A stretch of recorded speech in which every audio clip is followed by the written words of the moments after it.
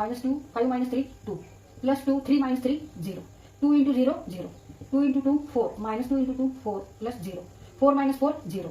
Therefore, value of here determinant D equal to 0.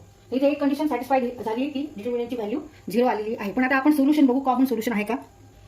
This is necessary condition that D equal to 0 is necessary condition that the equations are consistent, but this is not sufficient.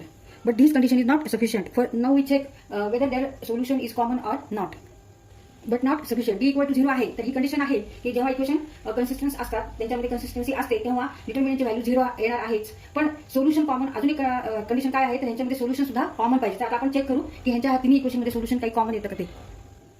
आता हे आपले equation लिहिले. आता आपण दोन इक्वेशनचा आधी विचार करू. 2x plus 2y equal to -2 and x plus y equal to -1. आता इथे आपण ह्या इक्वेशनला 2 ने मल्टिप्लाय करू आणि ह्या इक्वेशनला 1 ने मल्टिप्लाय करू.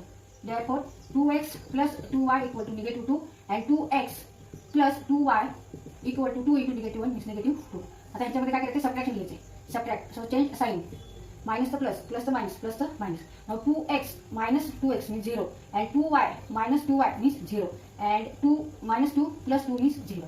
तिथे सगळीकडे 0 0 0 आली. तिथे x आणि y ची काही व्हॅल्यू आलीच नाहीये. आता आपण सेकंड आणि थर्ड इक्वेशन घेऊन व्हॅल्यू काढण्याचा प्रयत्न करू. तर सेकंड इक्वेशन आहे x plus y equal to -1 तसंच 3x plus 3y equal to -5. हे दोन इक्वेशन आपण सॉल्व्ह करू आणि इथे x आणि y ची व्हॅल्यू काढू. आपण इथे 3 ने मल्टिप्लाय करू या इक्वेशनला. 3x plus y and equal to -1. नंतर ह्याला मल्टिप्लाय करू 1 ने. ह्याला मल्टिप्लाय केली 3.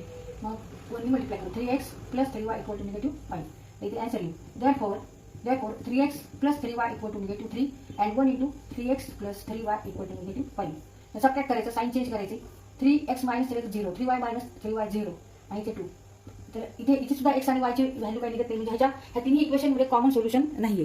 त्यामुळे आपण काय म्हणू शकतो की equations are not consistent. Therefore answer, equations have no common